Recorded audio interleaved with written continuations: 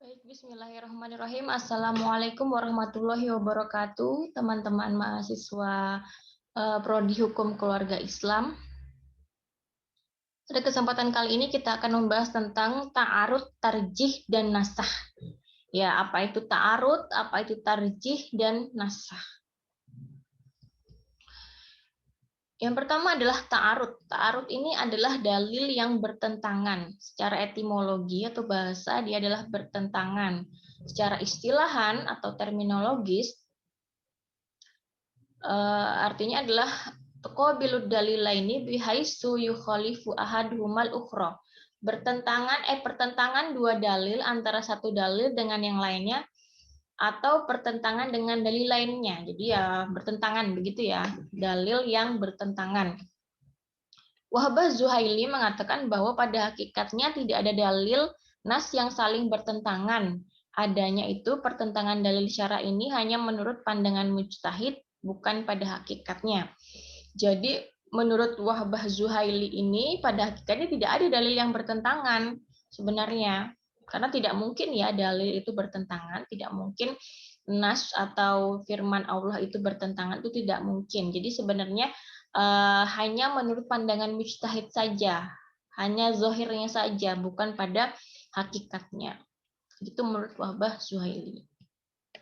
Jadi memang terkadang dalil entah itu dalil Al-Quran maupun hadis, itu indikasinya atau penunjukan dalilnya, dalalahnya itu tidak tunggal dalam satu pemahaman makna. Jadi terkadang ditemukan di Al-Quran itu halal misalnya, tetapi di hadis haram misalnya, atau juga sebaliknya. Atau misalnya Rasulullah pada satu kesempatan mengatakan untuk satu perkara misalnya mengatakan begini misalnya, tetapi kemudian di kesempatan yang lain mengatakan berbeda. Nah, itu sering terjadi ya. Jadi seakan-akan terlihat bertentangan antara dalil satu dengan dalil lainnya. Tetapi yang pasti yang teman-teman harus tahu dan harus paham sebelum lanjut ke bab selanjutnya adalah Al-Quran dan hadis itu maksum. Maksum itu artinya tidak mungkin keliru ya. Tidak mungkin keliru, artinya terjaga dari kekeliruan, ketidakjelasan, dan tidak mungkin bertentangan. Tidak mungkin bertentangan. Sehingga pada dasarnya, pada hakikatnya dalil yang terlihat atau seakan-akan bertentangan itu pada dasarnya mempunyai titik temu dan bisa dikompromikan. Lalu kemudian unsur-unsur ta'arud. Maksudnya adalah hal apa yang kemudian dalil itu dikatakan ta'arud. Hal-hal apa saja yang menjadi unsur-unsurnya begitu ya. Yang pertama adalah dalil yang terlihat bertentangan ini memiliki kekuatan yang sama. Jadi dia memiliki kekuatan yang sama, misalnya sama-sama ayat Al-Quran atau sama-sama hadis, tapi sama-sama hadis ahad atau sama-sama hadis mutawatir. Dia mempunyai kekuatan yang sama. Kemudian yang kedua, hukum yang lahir dari kedua dalil itu saling bertentangan. Hukumnya yang lahir dari dalil itu saling bertentangan. Jadi dalil yang pertama mengatakan haram misalnya, tapi dalil yang kedua hukumnya malah halal misalnya, kan ini bertentangan. Jadi hukum yang lahir dari dua dalil tersebut bertentangan. Kemudian yang ketiga, dalil yang bertentangan mempunyai sasaran atau objek yang sama. Jadi objek kajiannya itu sama, misalnya sama-sama membahas tentang idah perempuan gitu ya, atau misalnya sama-sama membahas tentang menikah ketika ihram misalnya, ya sama-sama. Nah, sama-sama objek kajiannya sama, tetapi hukumnya berbeda. Kemudian yang keempat, dalil yang bertentangan memiliki kesamaan dari segi waktu munculnya. Dengan kata lain, kalau misalnya waktu munculnya itu berbeda, maka dia tidak ta'arud. Dia bukan dalil yang ta'arud, begitu ya. Kemudian dalil yang bertentangan mempunyai kesamaan baik dari segi materi ataupun sifatnya. Dia punya kesamaan dari segi materi ataupun sifat. Misalnya dalil itu sama-sama mujmal atau sama-sama mubayyan atau sama-sama muqayyad begitu ya. Ini nanti teman-teman akan belajar tentang mujmal mubayyan itu nanti di kesempatan yang akan datang. Itu dia unsur-unsur ta'arud. Sesuatu dalil dikatakan ta'arud ini harus memenuhi unsur-unsur ini. Lalu kemudian apa yang harus dilakukan ketika terjadi ta'arud?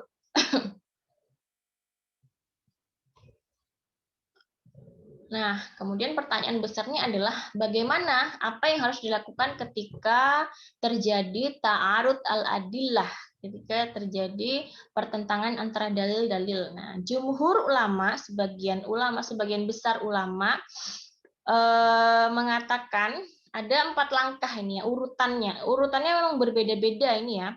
Kalau antara ulama satu dengan ulama yang lain, tetapi jumhur ulama sepakat bahwa urutannya adalah ini yang akan kita bahas ini. Yang pertama adalah menggabungkan dan mengkompromikan, atau bahasa usul fikihnya itu adalah thoriqatul jam'i. Jadi menggabungkan dan mengkompromikan dua dalil yang seakan-akan bertentangan itu. Contohnya tentang idah perempuan yang ditinggal mati suaminya dalam kondisi hamil. Nah, bagaimana jika ada perempuan ditinggal mati suaminya dan dia juga kondisinya hamil begitu. Nah, di sini ada dua dalil yang bertentangan. Yang pertama di surat Al-Baqarah ayat 234 di sini. Di sini tentang idah perempuan yang ditinggal mati suaminya, tapi di sini tidak ada keterangan perempuan itu hamil atau tidak. Jadi idah perempuan yang ditinggal suaminya saja. Walladzina yutawaffuna minkum wa yadaruna azwajan yatarabbasna bi anfusihinna arba'ata asyhur wa asyra. Walladzina yutawaffuna dan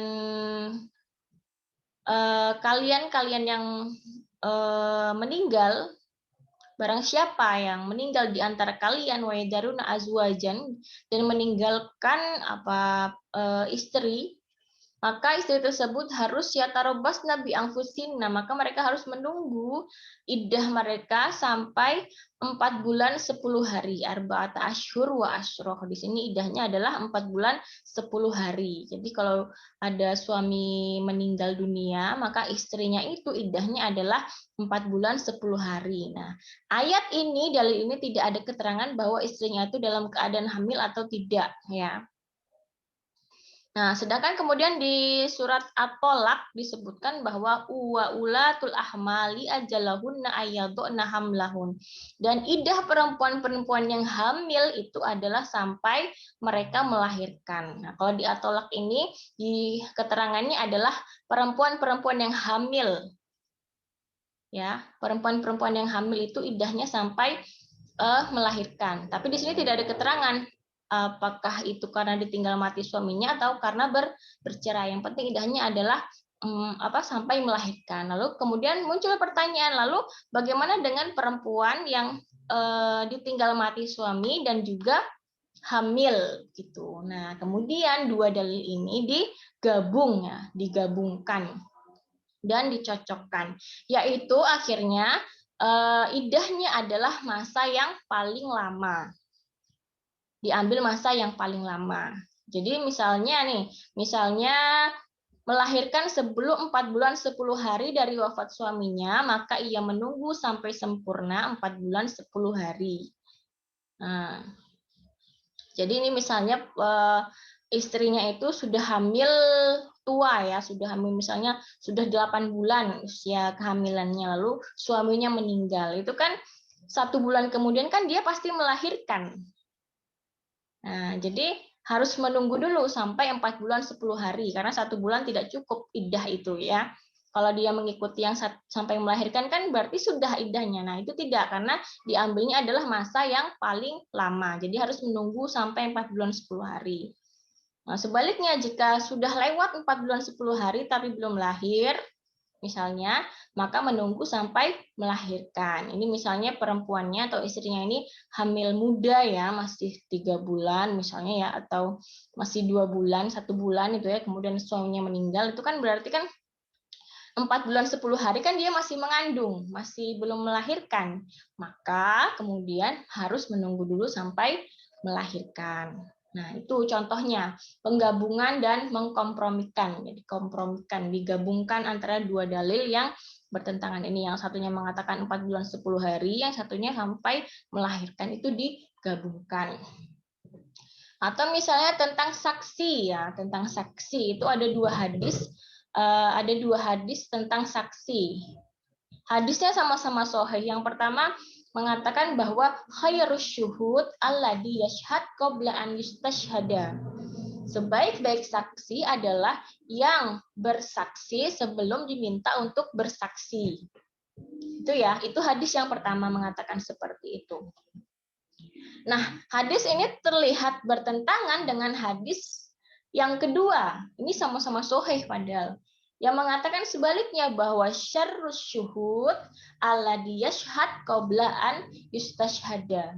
Sejelek-jeleknya saksi adalah saksi yang bersaksi sebelum diminta untuk bersaksi ya. Jadi kan ini terlihat berbeda itu. Jadi sebenarnya saksi yang bersaksi sebelum diminta bersaksi itu saksi yang baik atau saksi yang buruk? Nah, kan itu pertanyaannya ya. Nah, ternyata setelah diteliti dengan mendalam oleh para ulama ya, ternyata kedua hadis ini konteksnya berbeda. Konteksnya berbeda.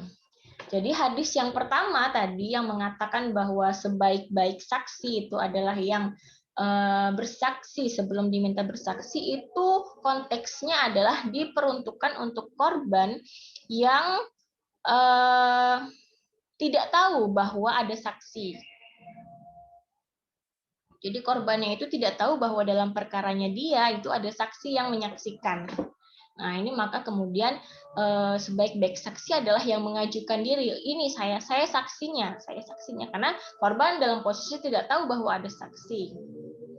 Nah, sedangkan hadis yang kedua yang mengatakan bahwa saksi yang bersaksi sebelum diminta itu adalah sejelek-jeleknya saksi, itu ditujukan kepada korban yang sudah tahu bahwa ada saksi. Jadi dia sudah tahu bahwa perkaranya dia ini ada saksinya. Jadi sebaiknya saksi yang merasa tahu itu ditahan dulu, tidak langsung bersaksi sebelum diminta. Kalau diminta ya monggo, tapi kalau tidak diminta ya jangan bersaksi begitu. Jadi konteksnya berbeda. Yang pertama ditujukan untuk korban yang tidak tahu bahwa ada saksi. Yang kedua, hadis yang kedua ditujukan untuk korban yang tahu ada saksi. Begitu ya.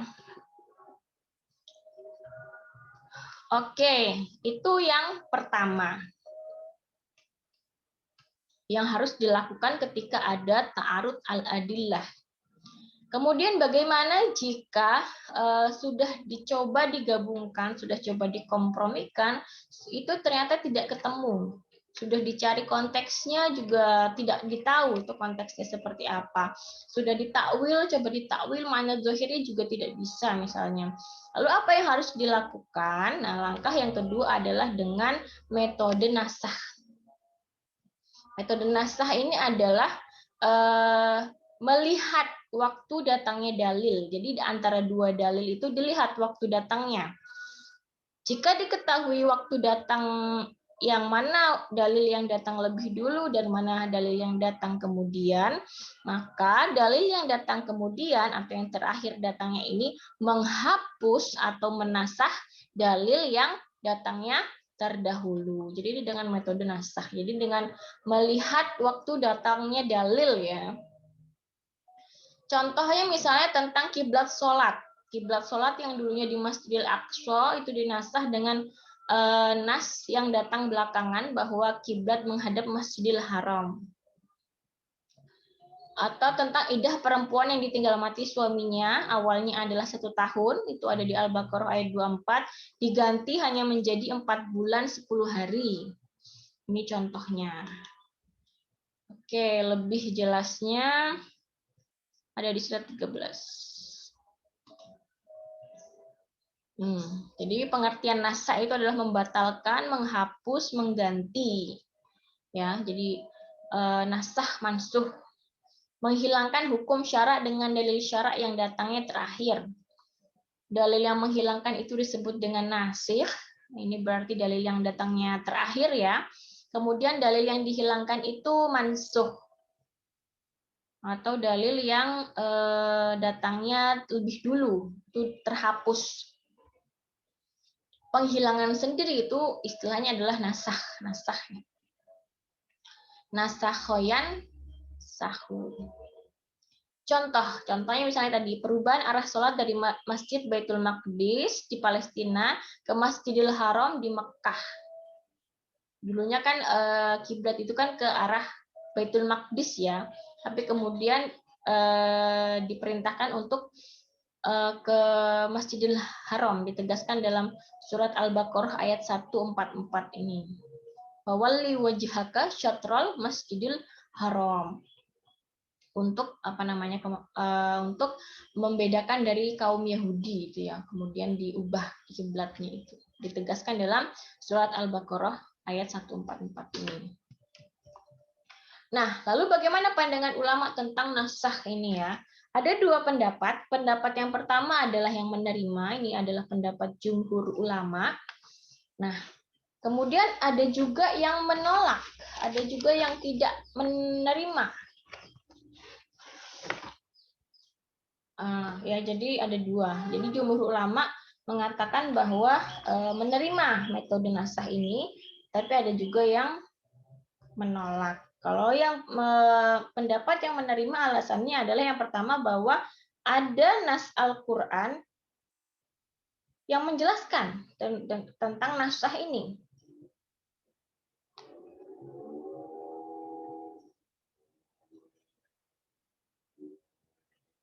Jadi di Al-Baqarah ayat 106 itu ya, ada ayat Al-Qur'an yang menjelaskan itu.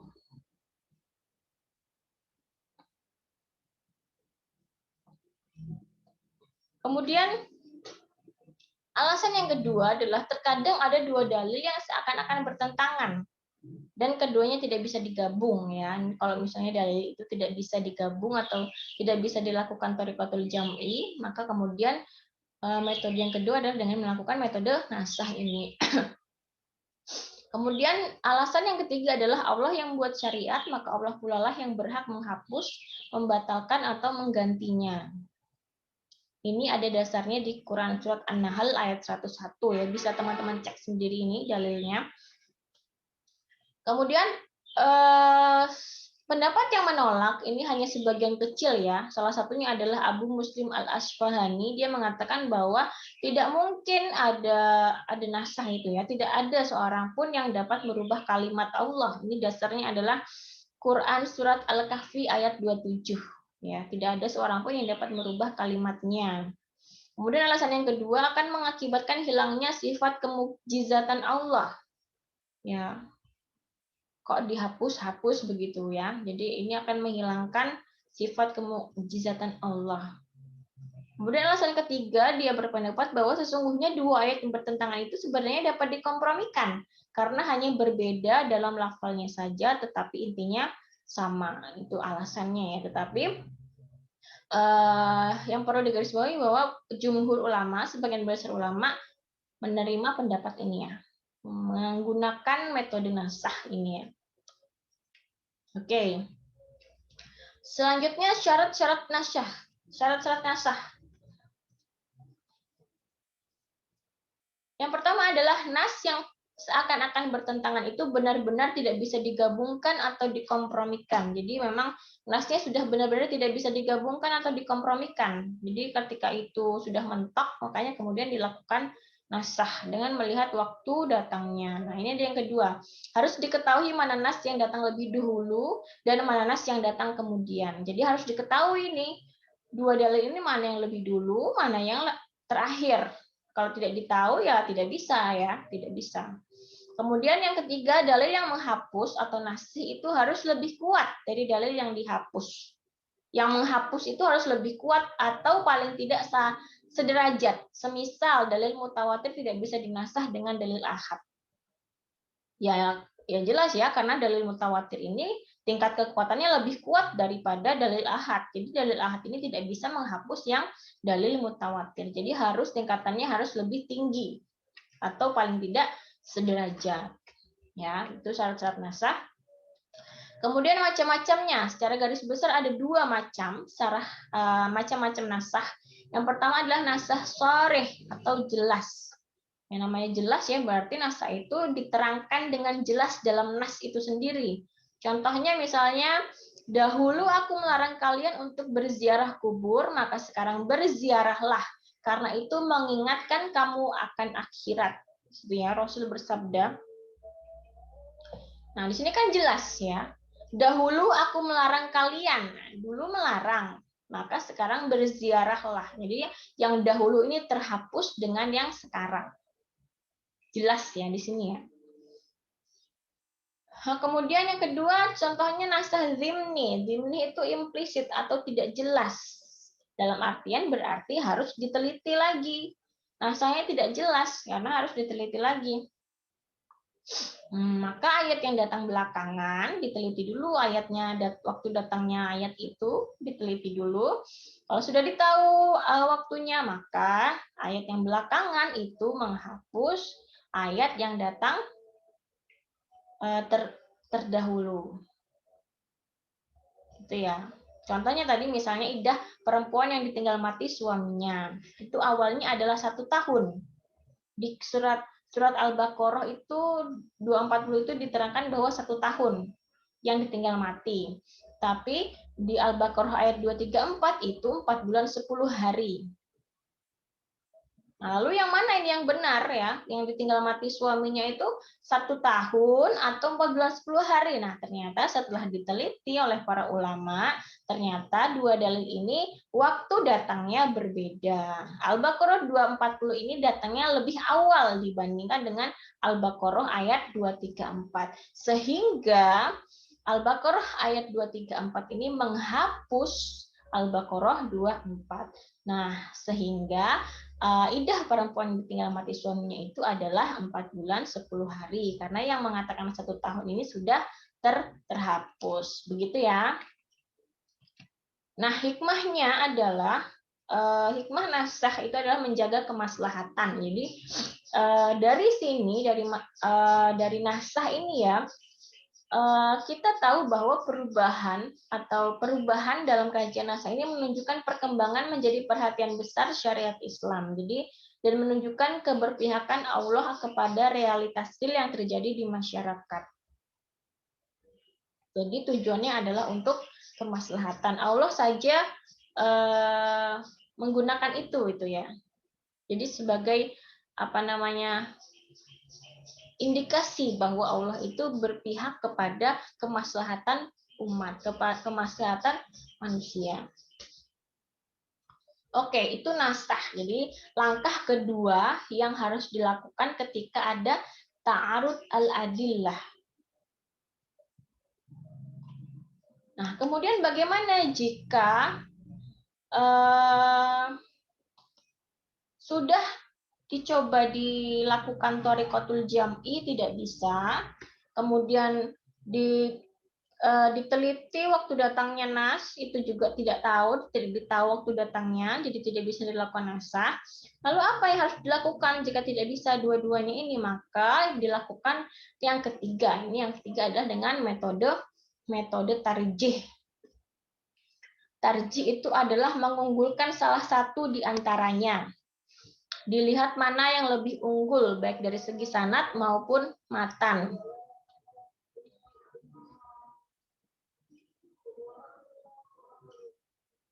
Contohnya misalnya hadis yang diriwayatkan Abu Hurairah. Ini sama-sama tentang mandi junub ketika berpuasa ya.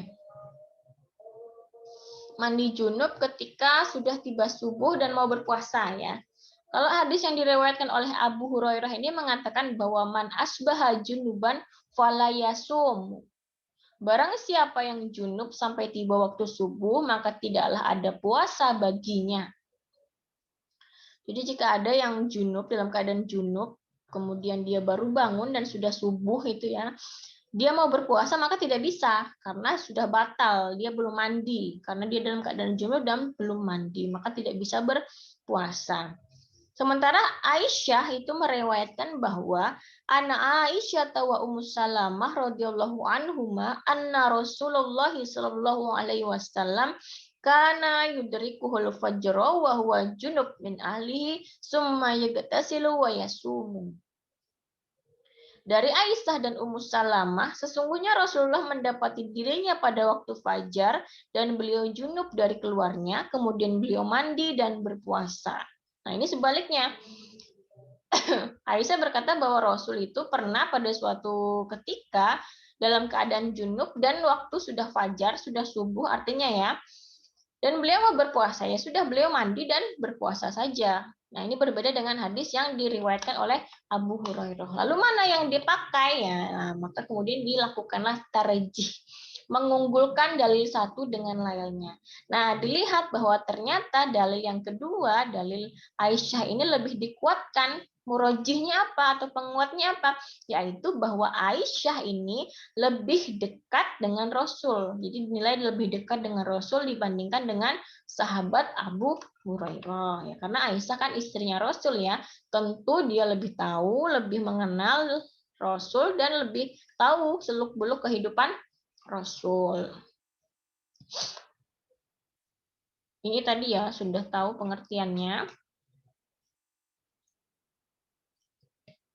Nah, metode-metodenya atau kaidah-kaidah tarjih ini banyak sekali ya, karena untuk mengunggulkan dalil satu dengan dalil yang lain itu pasti ulama berbeda sudut pandang ya. Ada yang melihat dari segi rawinya harus lebih afqah dari yang lainnya misalnya, atau rawinya harus lebih dekat dari yang lainnya, atau misalnya rawinya harus pelaku utama, itu kan berbeda-beda. Jadi kemudian mengapa di titik ini, di titik tarjih ini biasanya kemudian banyak sekali perbedaan pendapat para ulama. Karena memang sudut pandangnya berbeda. Banyak sekali sebenarnya yang tidak bisa saya sebutkan satu-satu di sini. Saya mungkin hanya memberikan beberapa contohnya saja kaidahnya. Yang pertama adalah tarjih berdasarkan dari aspek sistematika dalil ijmali ya. Bisa diterjih dengan cara yang pertama, Al-Quran lebih kuat ketimbang hadis Nabi sekalipun mutawatir. Jadi jika ada dua dalil, yang satu ayat Al-Quran, yang satunya hadis, maka yang diambil adalah yang Al-Quran karena dia posisinya lebih kuat. Kemudian misalnya juga ketika hadis mutawatir lebih kuat ketimbang ijma sahabat, ya karena posisinya hadis mutawatir ini lebih kuat, maka yang diambil adalah yang mutawatir.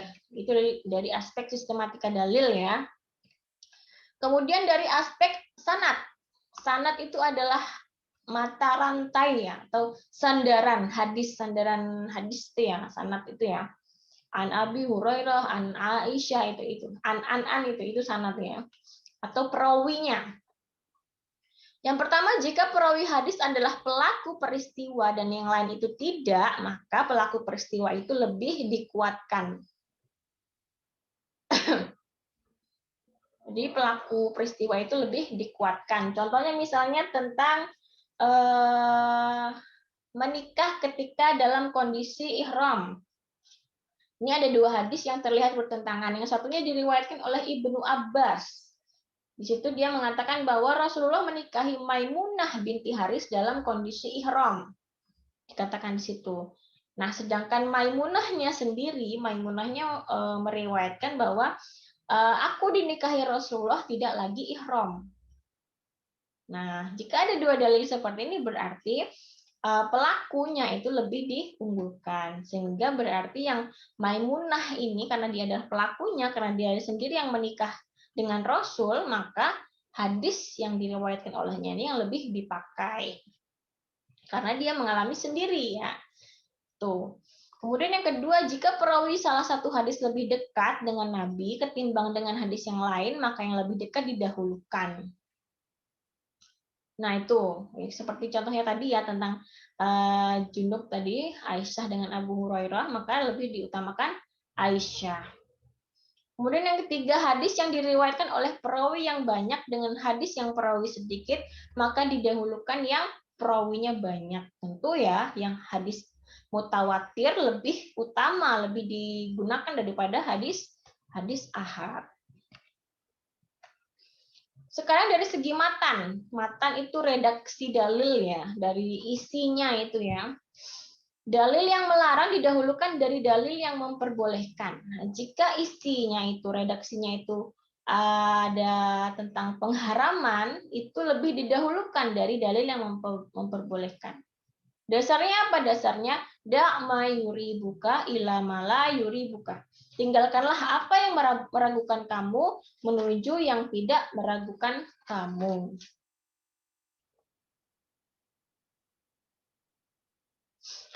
Kemudian yang kedua, dalil yang di dalamnya menyatakan ada kelebihan lebih didahulukan ketimbang dalil yang menyatakan kurang.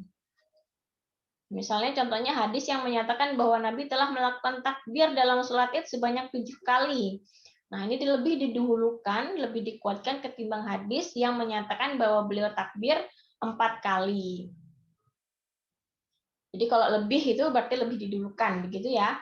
Jika salah satu dalil menyatakan wajib, sedangkan yang lain menyatakan mubah, maka dalil yang menyatakan wajib lebih didulukan. Ini hanya kaidah-kaidah saja ya untuk mengetahui mana yang harus didahulukan begitu.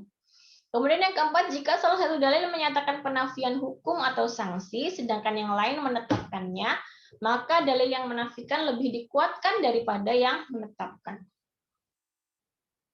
Yang mencegah hukum atau sanksi itu maka lebih diambil gitu ya. Dasarnya apa? Ini saya salah ketik ini ya, bukan ini dasarnya. Yang benar adalah dasarnya adalah idra'ul hududa 'anil muslimin mastata'tum. Cegahlah hukuman atau sanksi itu terhadap kaum muslim semampu kalian. Itu dasarnya. Kemudian dari segi dalalah atau penunjukan dalil. Dalalah yang berbentuk taukid lebih didahulukan daripada yang tidak. Dalalah yang berbentuk khusus lebih dikuatkan daripada dalalah yang berbentuk umum. Ini ya, kaidah-kaidahnya ya. Dalalah yang berbentuk berita lebih diutamakan daripada dalalah yang berbentuk perintah dan larangan dari segi penunjukan dalil.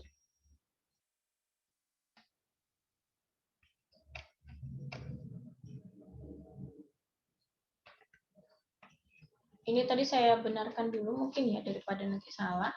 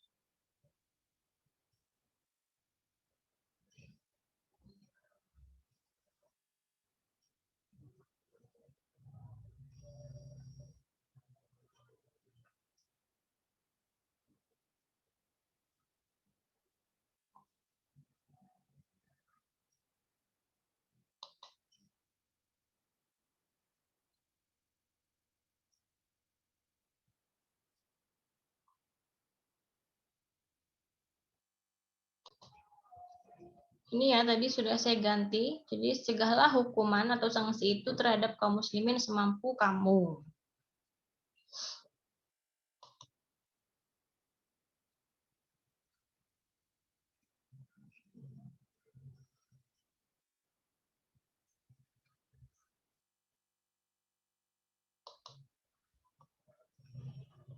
Nah, itu tadi ya tarjih.